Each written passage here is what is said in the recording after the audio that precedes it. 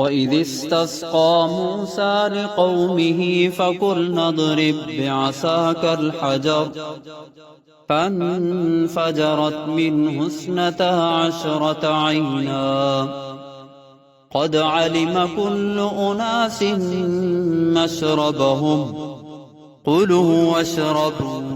من رزق الله ولا تعثوا في الأرض مفسدين وإذ قلتم يا موسى لن نصبر على طعام واحد فادع لنا ربك يخرج لنا مما تنبت الأرض من بقلها وكثائها وفومها وعدسها وبصلها قال أتستبدلون الذي هو أدنى بالذي هو خير اهبطوا مصرا فإن لكم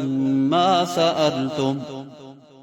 وضربت عليهم الذلة والمسكنة وباءوا بغضب من الله ذلك بأنهم كانوا يكفرون بآيات الله ويقتلون النبيين بغير الحق ذلك بما عصوا وكانوا يعتدون